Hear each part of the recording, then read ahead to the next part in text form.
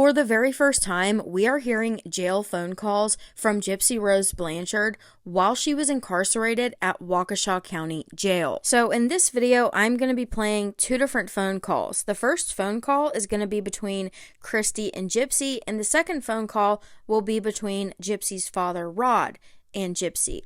Now, these phone calls are the very first time that Gypsy has spoken to them since her arrest. So you'll probably be shocked to hear Gypsy profess her innocence and claim that she had absolutely nothing to do with what happened to her mother. Now, these phone calls were released and shared by Trixie Lane on YouTube. She did a live stream going over multiple different phone calls, and these two were included.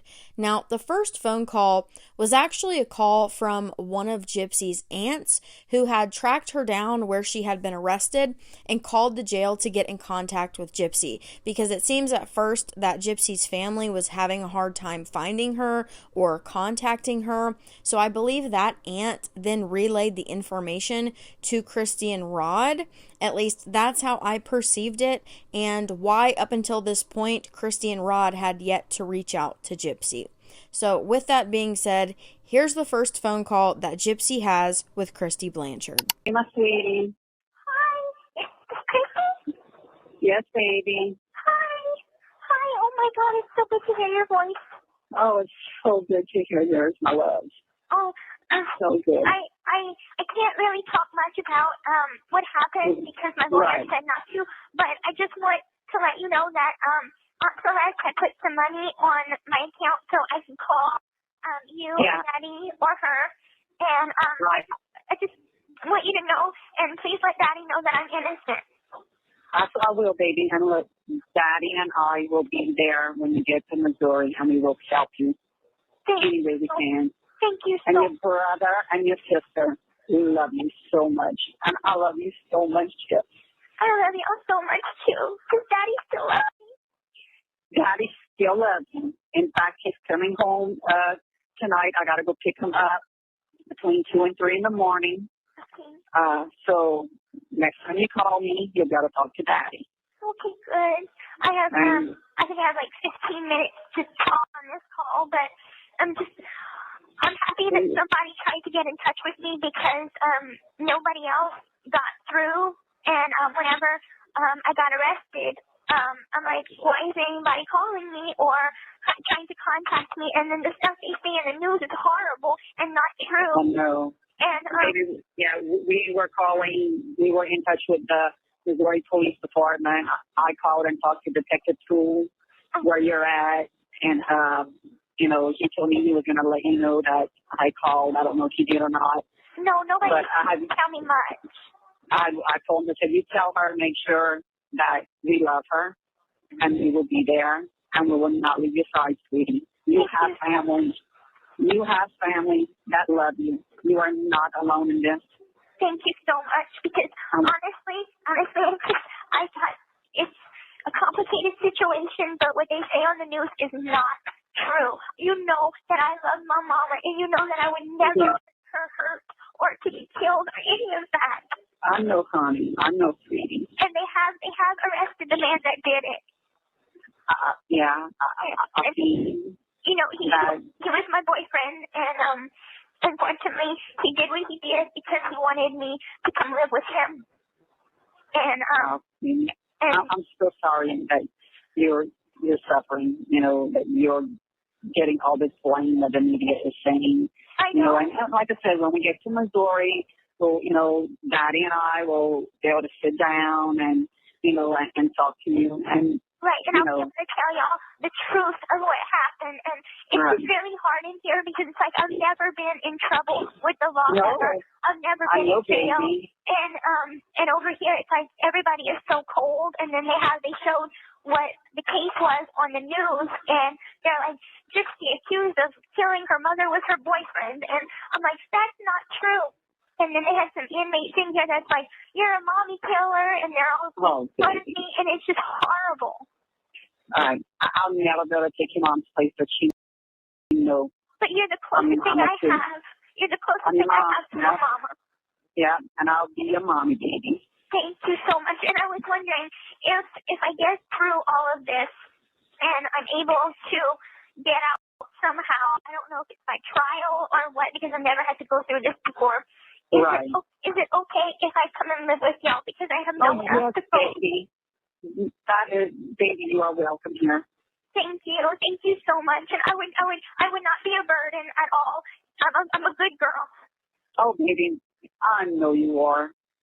Trust me, I know you are. I know your heart, please. Exactly, and I was thinking, I'm like, if Aunt Celeste knows, then Daddy must know. Oh God, Daddy must think the worst of me. No, baby, Daddy doesn't. Good. Daddy does not. Good. Daddy loves you so much. Please tell Daddy that I love him too, and that and I love you, and tell Mia and Dylan I love them too. I sure will, sweetie. And look, Nicolette is praying for you too. Good. And I'm gonna hang up, but okay. I'm gonna try, and my lawyer should get in contact with me soon, because it was supposed to come pick me up to bring me back to Missouri today. At least we were hoping for that, but they didn't. They have up to 30 days to come and get me. Right. Daddy and I will be there as soon as we can. Okay. And so you don't worry about that. We will be there. I'll give you all a call when I'm in Missouri. Okay, sweetie. You call me anytime, day or night. Okay. Thank you so much, and I love y'all so much. I love you too, sweetie. I'm so glad you called. Me too. I'll talk to y'all later, okay? Okay, my love. You stay strong. I will try. You stay strong, and look, I have a whole community here that are just praying for you. We have a support website just for you. Good. Thank you for so you. much. Thank you. Okay, baby. I'll talk to y'all later. Okay. I love you. Love you too. Goodbye. All right. Bye-bye. Also, keep in mind that Kristy and Rod didn't really know the full extent or all the details that they do today, so everything that Gypsy was telling them was a lie. And as her case went on and she had court appearances, they slowly started learning more information. But I honestly found it odd that they weren't really trying to get in contact with her after her arrest. And I believe that Rod was actually out on the boat when it happened. And you'll hear in his phone call that he will say to Gypsy that he didn't get off the boat at first when he heard about this because he didn't know where he and Gypsy's relationship stood. And I found that to be quite surprising. I feel like regardless of the fact, you probably should have came home, considering that your ex-wife and mother to your child just was unalived and your daughter is now in jail for it. So with that being said, here's Rod's call. Hello, you have a call at no expense to you from Gypsy Rose, an inmate at Waukesha County Jail. Hey, sweetie. How you doing today, baby? Had a rough morning, but it got better after I got to take a shower. Oh, well, that's good. Well, guess who's on the side of me? I can't wait to talk to you. Daddy? Your daddy. Here he is. Thank you. Hey, Mark. Hey, Daddy. Are you hanging in there? I'm trying. I'm really, really trying. Yeah, I bet. It's extremely hard. You feel tired? Oh, yeah. And it's like being here, I've never, ever been in a place like this before. And being in jail is not easy. I say, if there's a heck, I'm in it because heck is jail. Yeah, I think it's going to be a hardest thing. Yes, that'll be, baby. The hardest thing. And I'm like, if you wake up and they give you dry cereal, like a small cup of dry cereal, and they give me at least my seizure medication, and but I have to pay like $20 for it. And but I think it's $20 only once. And I take it 2 times a day. And then after that, they give you another tray of food that is basically bread and food that I don't eat.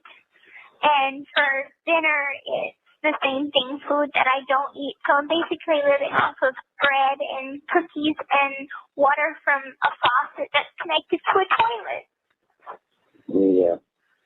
Yeah. But, how often is somebody medically, professionally examining the baby? They have a nurse here, but that's it. Yeah. And, they have a psychiatrist that, I can't really tell her much because if I tell her I'm sad or depressed or anything like that, they'll document it, and the last thing I need right now is to be locked up in a mental institution. So, yeah. And have you heard anything about when they're going to bring you back to Missouri? Not really. I had a video call from one of my lawyers, one that's filling in for Mr. Sam, and he said just basically don't talk to anybody about the case, that anything could be used against me, so even if it seems innocent. And as far as going back to Missouri, just hang in there. It'll hopefully be within the next 2 weeks. And it seems like every day seems to be getting longer and longer. Yeah, I know it's not going to be easy, baby. But you have to hang in there. I'm trying. Know that you have a lot of people that love you, care for you. I didn't know anybody's number.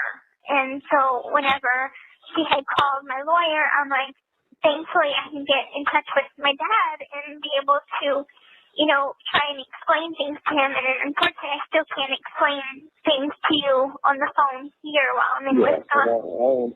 I don't want you to explain anything. Not right now. I have a lot of questions, obviously. I'm confused. I bet. I know what those questions are. That's the reason I didn't get off the boat, because, I really wasn't sure on what kind of relationship you and I really had. I mean, I don't know if I've ever spoken to you without your mama being right on the side of you.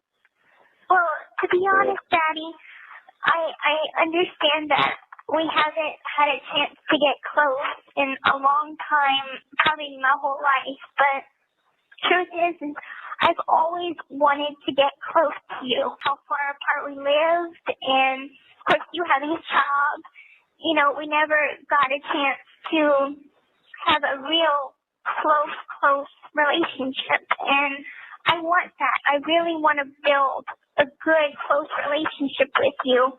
And it's like, I don't want you to ever think that I'm mad at you or that I don't love you. I do love you, and I love you in a way that I know that we're blood, but I honestly want more than that. I want to build a relationship with you, and I want to get to know you, and I want you to get to know me. I know that on the news, they're painting me out to be this horrible person, but you know my heart, Daddy. You know that, everything Mama told you is true.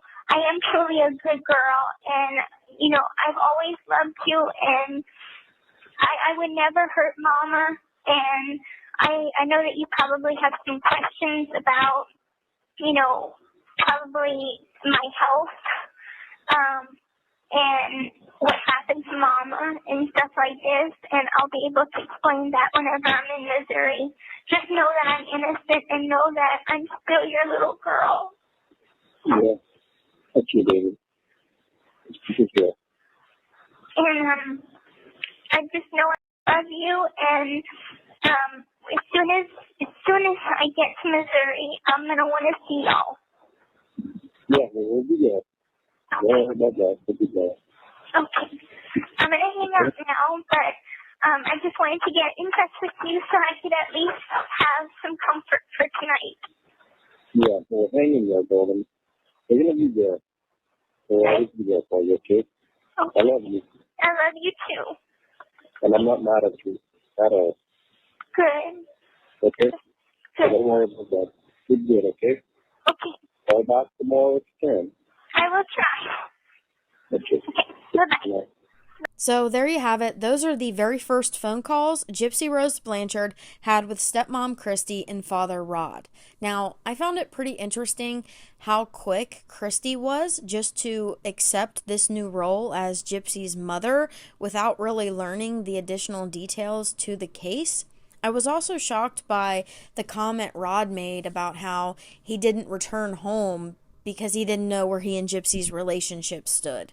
But I also don't know how easy it is to return home from sea given that his job is being out on a boat. And we know that in the beginning, Gypsy basically lied about her involvement in her mother's unaliving. She even stated in one of her documentaries that she hadn't really been fully honest with anyone, not even her lawyers, at the time that she filmed that documentary. And when Gypsy was in jail, she still had this idea that she was going to be able to go home. So she wanted to basically secure a home for herself in asking Rod and Kristy if she could come live with them.